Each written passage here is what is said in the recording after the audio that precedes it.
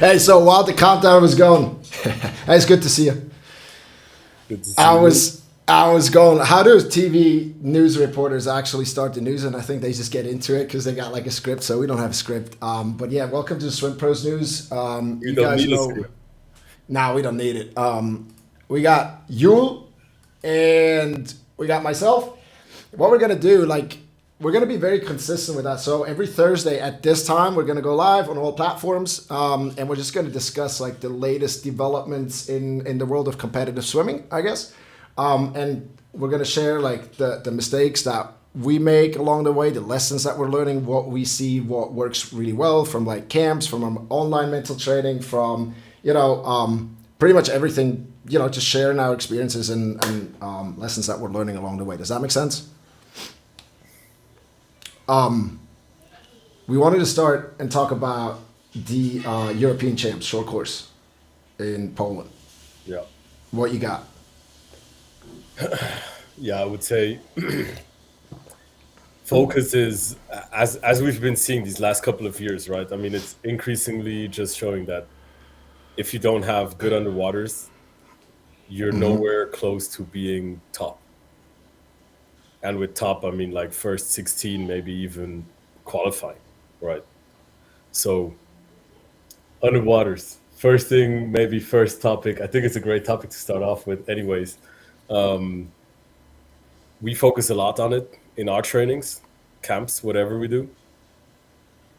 And yeah, so I think maybe interesting to kind of share how did you train underwaters? I mean, dude. Okay. So why do we focus on them? Because it's part of modern swimming, right? And we recognize that. And there's a lot of coaches still that just they're in denial. Yeah, That's like the best analogy I have for that is like an ostrich that is putting his or her head in the sand and then thinking it's safe. yeah, It's like it's just straight up denial. But like when I got to the States, so I was at the University of Virginia, right, where Gretchen Walsh, Kate Douglas, and like a lot of really now the dudes are really good too, where they train, and so they are probably like some of the best, if not the best, at underwaters. We had a different coach there, but still the American mentality is because they train in short course yards, they realize that a lot earlier that underwaters are very important. So we didn't do any here in Switzerland, basically. And then I got there, and I think I don't remember the exact sets, dude, but it was just you thrown in a group where everybody is better at the turns and on the waters than you. Even the freaking milers, the long distance guys were like better at it than I was, and I was like a 200 swimmer. yeah, And then you just learn to like suck it up, and you do lots. I mean, we did, remember what we did in the 60-meter pool with the yeah, group? yeah. It's like 20 times 25 underwater on like 35 or 40 seconds, and that that builds your lungs. That's the thing, right? You kind of have to train two or three things, right? So it's technical, but then at the same time you need to train your lungs because okay, off the blocks it's easy. The first turn maybe okay, it's also doable. But then third, fourth, and if you're doing more, like if you're going into 200s, short course, you need eight solid underwaters. Yeah. But dude, I think, like we talked about this a lot. And so the question is everybody knows, like if people know that if they had better underwaters, they would be faster, right? And like if so, okay, so we know eventually we're gonna have to get there. And I think people just think like, okay, I'll get better at turns and underwaters later when I'm older, and it will just kind of automatically come. And that is a mistake. It is wrong thinking, and I think we have to point that out because that would be like me saying, I'm gonna start saving money once I'm rich. Yeah, But like this is literally what is happening. yeah, Like it is wrong thinking, and we have to point it out. It's like first you make a decision or you go to a team where you don't have a choice, but you have to do it because like the punishment was crazy, dude. If you came up for the 25, oh man, everybody had to start over. So you stay under by force. Right, but that's it. It's like either you put yourself in an environment where you have to start doing them, Yeah. or you have to kind of draw the line in the sand and say, okay, I'm gonna make a decision. I make a decision right now that I'm gonna be great at underwaters. And then you start doing the work, and then you start to figure out things like, oh, it would probably help if my ankles were more flexible. And you add that, right? Then you start you start figuring that stuff out. But first, you have to make a decision. I want to be great at underwaters. Yeah. Drag stocks, great point. Yeah. So. All right. So yeah, tell me about what happened and like what you know so far. Yeah. So obviously, back when we were back when we were swimming, this was not popular, right? I mean, No. we had like parachutes and stuff that we would pull, and obviously resistance cords and all of that. But drag stocks, I don't remember ever seeing them when we were swimming. And so now I was looking at these trainings from Virginia and Tennessee, by the way. So where all these crazy sprinters are coming from that 4x50 relay at the NCAA's and 4x50 IM as well. They won them both with the men. So crazy underwaters, right? This guy who broke the 20-second barrier in the 53, he's from there. So, anyways, I saw trainings from these two universities, so Virginia and Tennessee, and they're doing crazy sets with socks. And so I was like, yeah, let's incorporate this into our training. So tried it out with Julian and Chloe on Monday. Oh man. And both just looked at, so they did like the first two 16s underwaters with socks, and they just looked at me like, what is it? What is going on? Yeah. Like you're putting in all that effort, and we even did vertical kicks with them. And they looked at me like, straight up hate. Like this, that's just what it was. And I was like, Yeah. yeah, you'll see once you take them off, it's gonna feel like you're flying, right? Yeah. So we did a couple of sets with socks, and then so we did a first set without socks where I took their times, and I think like Chloe was doing like a 9 second, Julian was at an 8.4. For a 16, for everybody who doesn't know, right? For a 16.6, because that's the pool. Yeah. 16.6, so it's a bit over. We train it as full underwaters, but it's a meter over what we're allowed to do, right? But I guess that's still fine enough for training, right? Training purposes, anyways. I mean, we count our underwaters, and then it's one less to be official, right? There you go, or two. So, anyways, and so we did the set with socks and fins, just with socks, and then we took them off and went again without socks, and the times they were ridiculous. Like Julian, he went a 6.9. Chloe went to 7.4. So I mean, this is 1.5 seconds improvement from first set to the last one, It's crazy. where they're actually tired after swimming with socks, but both were just like, this feels so good, and so the only thing I asked them was, yeah, go ahead. Yeah. No, go ahead. I'll save my question. Yeah, so the thing that I asked them is like, so now imagine you're doing this an entire year. Don't you think your underwaters are going to be great? And they're just like, both, yeah, 100% for sure. It's like, yeah, that's basically what Gretchen Walsh is doing, right? And not just Gretchen Walsh, obviously it's the entire university the entire team was great at underwaters, right? I mean, so yeah, definitely glad that we're incorporating those, and yeah. So, dude, is it like that it sucks so much with the drag socks that when you take them off that your feeling is so good? Because like the capability of them kicking, like their legs didn't get stronger in those 20 minutes, right? Their lungs didn't get bigger in 20 minutes. How do you explain the difference? So in my opinion, the drag socks create a vortex, right? And wait, tell me what a vortex is, dude. Okay. So basically, what happens usually when underwater kicking or kicking in general, right? Especially with this younger generation or the younger swimmers, they do most of it out of their knees. Yep. So, knees. And with the drag socks won't allow you to do that. So it like automatic. You have to change the way you kick, otherwise you're just not Yeah. going anywhere. Otherwise, you're not gonna move forward. And so they were kicking a lot, like hard out of their, movement from their knees. And once they had the drag socks on, they figured out that if we do this, we won't, like, they didn't move forward, right? Actually, it looked like they were moving backward. So I told them, hey, what you need to do is you need to figure out a way on how to feel, the water and actually being able to move forward. That's why we did the first two sets with fins and socks, because the fins kind of allow you to, obviously it's harder, but at the same time, it kind of allows you to feel the water.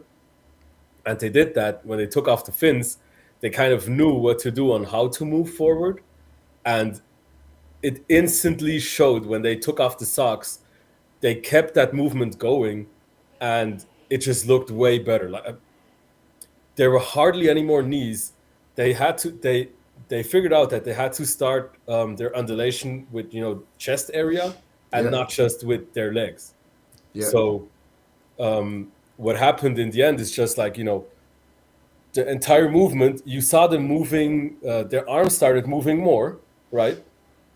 Because they couldn't just do it out of their hips. the And when knees. they Yeah, did that, they translated it over into no socks. Oh my God. yeah. And like the cool thing is right that they're not, because of the drag socks. Then they don't even have to like think their way through it. It's just you put them on and then you let your body figure it out, because they just look at, okay, how am I moving in the water, like how fast or how slow, and then the body figures that out, and then it's about like just keeping that movement then without the socks. Yeah. Dude, that brings me to an idea on camp. I mean, we're not gonna say what the set is gonna be, but like, why don't we do like before we do like a warm up and stuff? Why don't we take everybody's 20, because we're in a short course pool on that first day.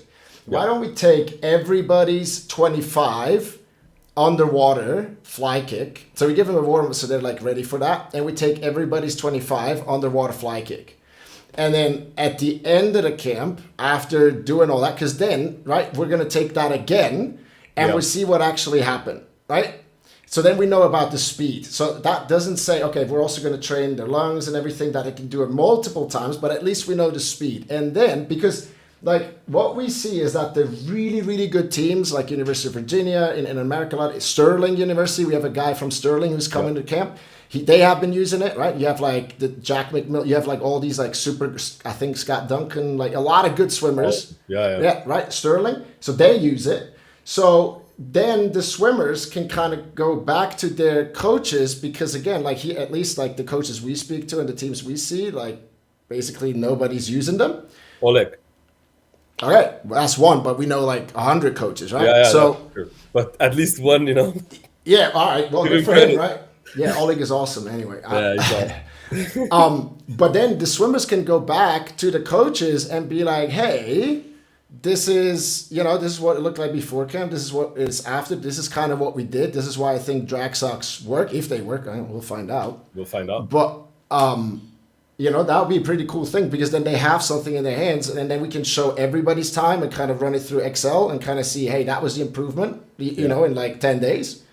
And then can go back to, and then, those, hopefully coaches can get on board and kind of, because, dude, a lot of coaches, they're like, I know everything. I've been doing that for 15 years and nobody tell me anything what to do, right? Like, I know everything, and that sucks for the kids, right? Yeah, we see that a lot. And it's I mean, the annoying thing for is- the parents, for us, for the swimmers. The thing is, it might work for certain swimmers, but for sure not for all of them. Right? That's the point. All right. Okay.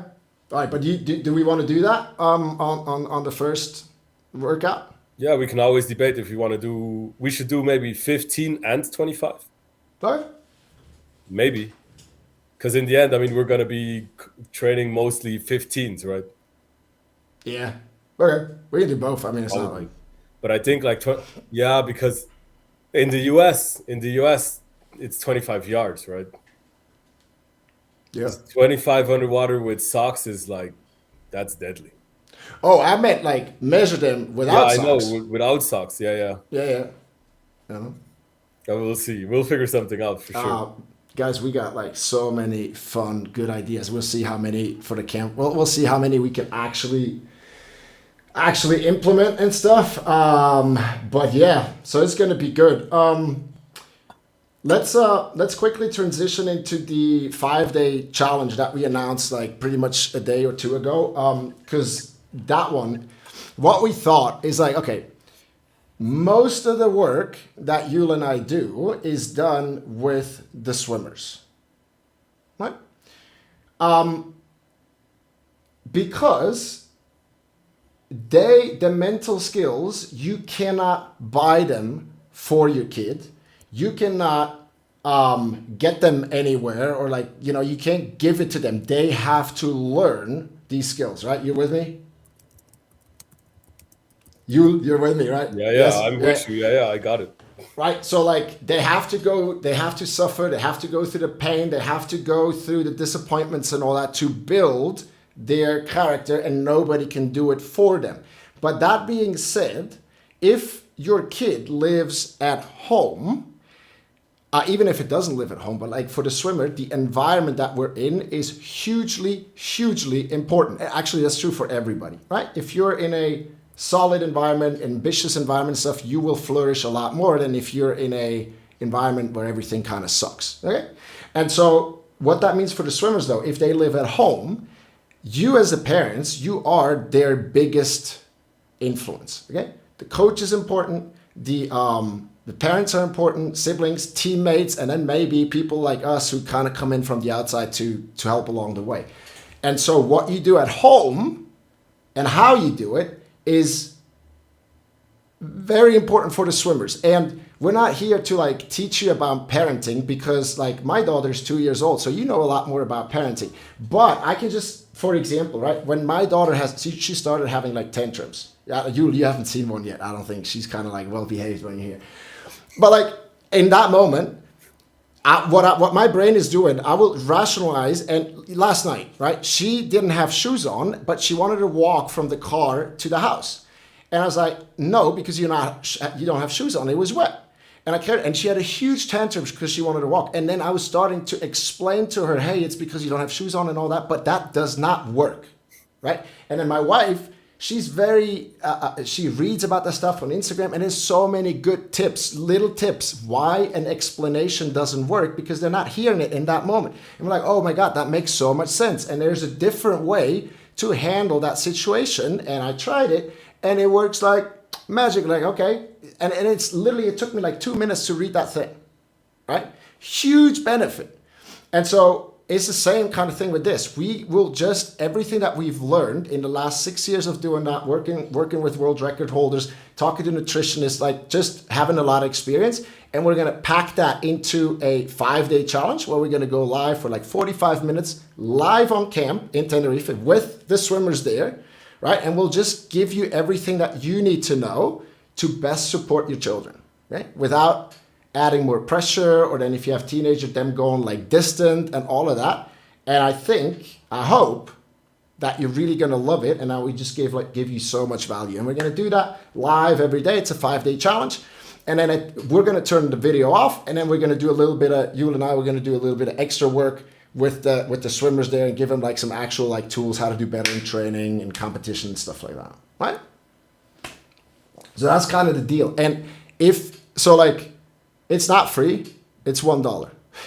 mainly for tech reasons, because I need people to be like, hey, okay, I'm in this, and then we can run kind of the back end. We can run it smoothly, right? So it's $1, and it will start on December 28th. Okay, I think people will have time, and then if you can't make it live, it's not a problem, because every day we'll provide the recording. There's some prizes that you can win is if you participate, and kind of just be there, okay? Because this is really important for us, because our swimmers are our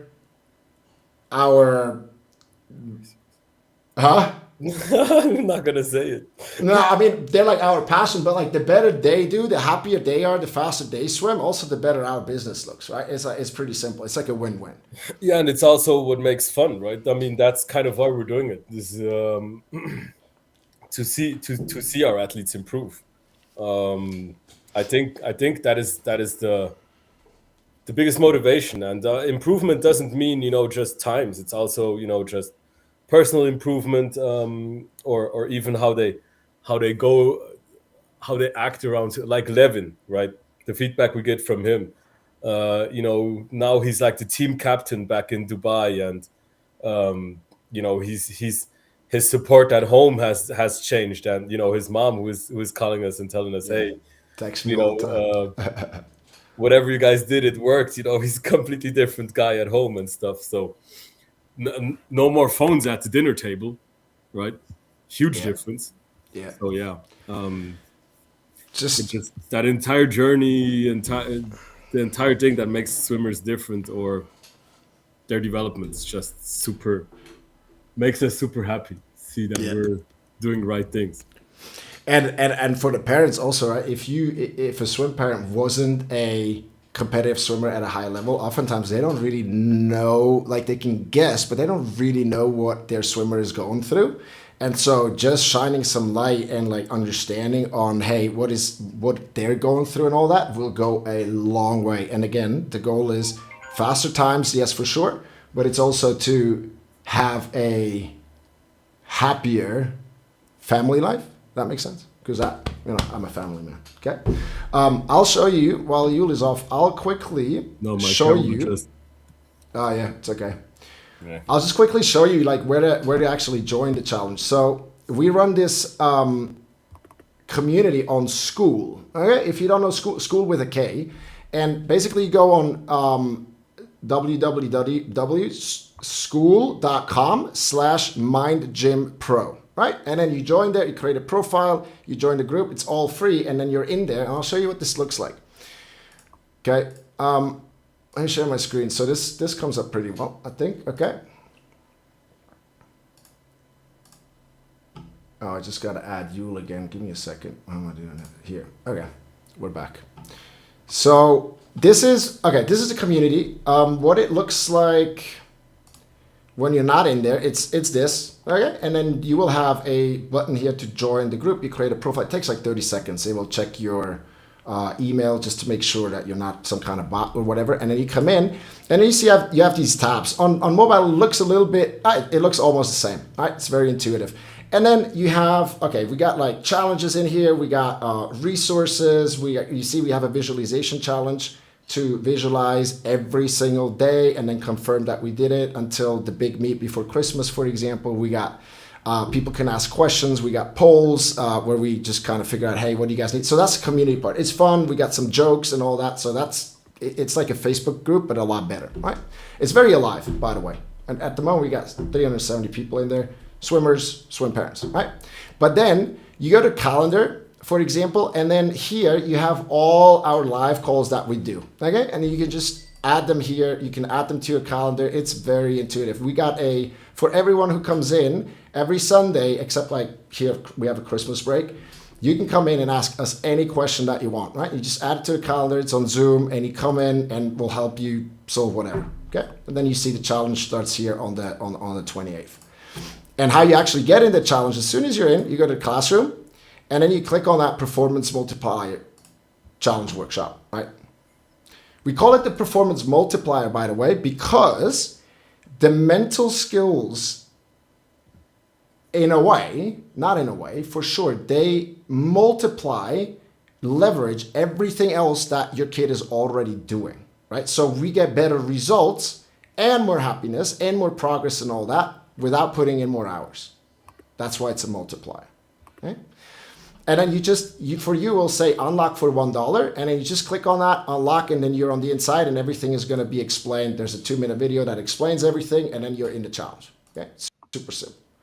And then you can browse around. We got free stuff. We got things. We had an interview with one of our coaches, Milorad Čavić, who's a friend of Yul, who's going to be a coach on camp as well. If you level up to level 2 inside the community, you unlock that. There's something cool about Leon Marchand. At level 4, you get a video analysis with Yul, which is super, super cool, right? So there's all kinds of stuff there. And if you just engage inside the community and people kind of like your post, you like some posts, you comment, you'll level up really fast, okay? So it's a way to like gamify this thing, and people seem to really enjoy it, okay?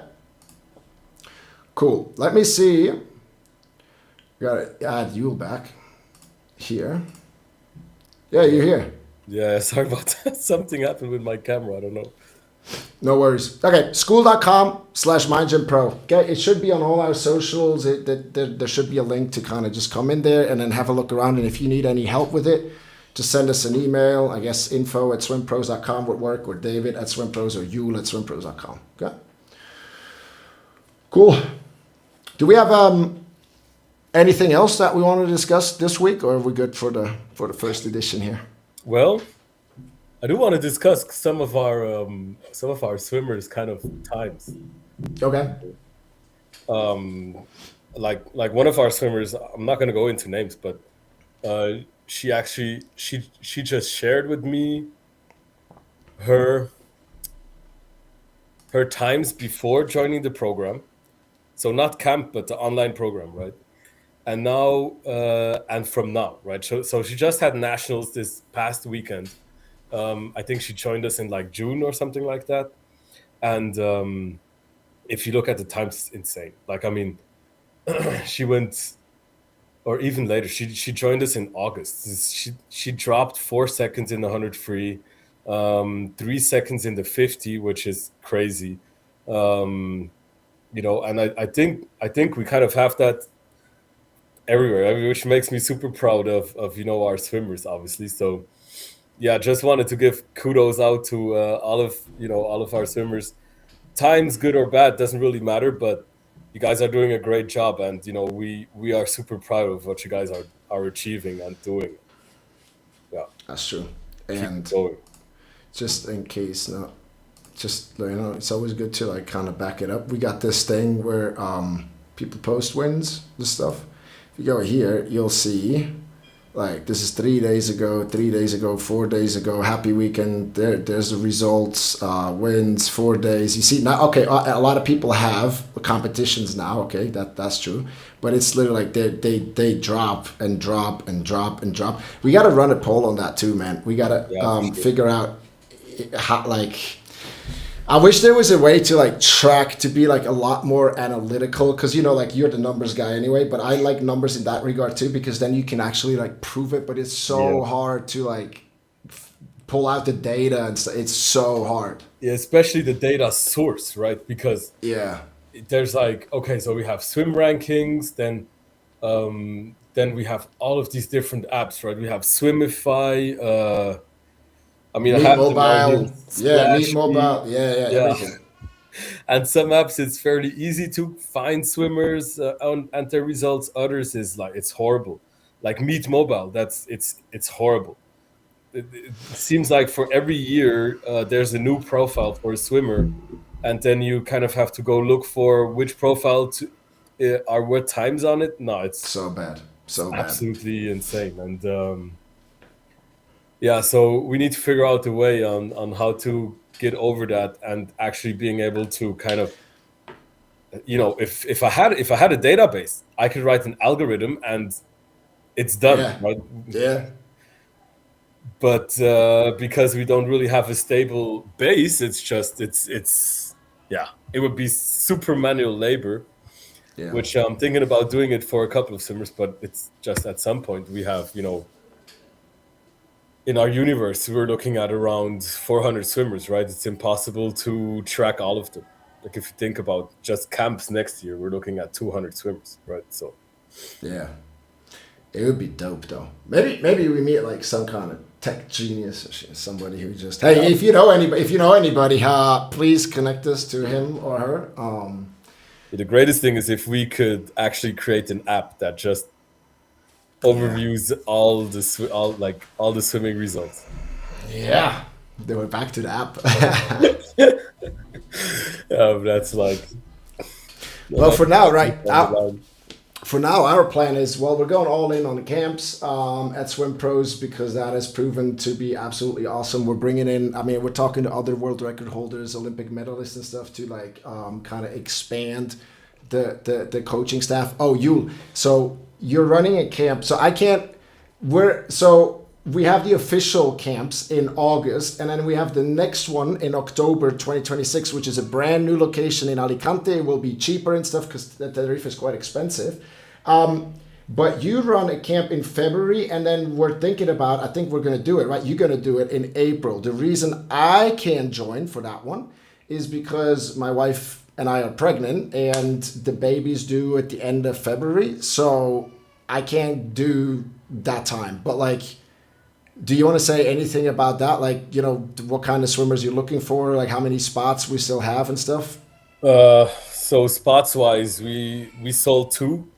Obviously, we're not really online yet. It's it's pretty crazy that we already sold two because we don't even have a location yet. But are you talking about February or April? April. Oh, okay. What about and the February one? Okay, Uh-huh, okay, go February. April first. Well, I was talking about both because I think we can take like 2 or 3 more for February, right? Yeah, we could. We don't have to. Obviously, Okay. February is it's an invitational, right? I mean, February is just like we did October this year in Sweden. Again, it's gonna be in Sweden. It's in Göteborg.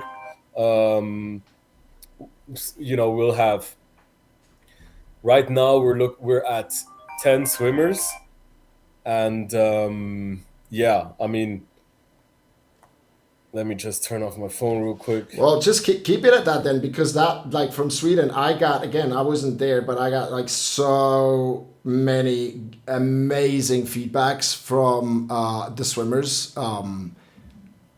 You know, okay, and then for April, okay, but you're on it, and then as soon as you know what the location is and stuff, then we'll let everybody know through emails and stuff, Yeah, right? for sure. Okay. For sure. So April, I was thinking about going somewhere warm. Most warm spots are pretty much sold out though. Yeah. Like we won't get water there, so maybe it's gonna be back to Sweden because, well, the facilities are great, like really great, almost as good as Tenerife. Just the only thing is, it's yeah. I mean, Not April by is the gonna beach. be warmish, but not there yet, right? So Right. yeah, we'll see. Okay. Okay, but hey, if anybody is interested, just shoot Yule an email directly at yule@swimpros.com. I think that's the best, right? If anybody, just in case, and we'll keep thinking about people that we could like kind of invite into. Yeah. Okay. All right, man. Let's wrap it up. Next week, same time. We'll have different topics, I guess. Well, what we're doing is we're just kind of taking notes, what we encounter, what we learn, what we see, what's funny and stuff throughout the week, and then we just gonna kind of discuss the list, right? Yeah. So, Yeah. cool. We'll keep these for sure. I mean, we'll see how it works out. But yeah, I, I'm I'm a big fan of doing these. So Yeah. that's Did you have great. fun? Did you have fun? Yeah, for sure. Cool. I had fun too. That's all. That's all that matters. You know And what we had some viewers. we need to What? make it explicit content. You mean? What do you mean? Like? Then we can curse. Oh yeah. I know what you mean. But then the parents are gonna hate us and be like, oh, they're gonna do that. We're Yeah, gonna, they're gonna do that at camp. yeah. Language, bro. All right, guys. All We'll right. see you next week. Thanks for hanging out.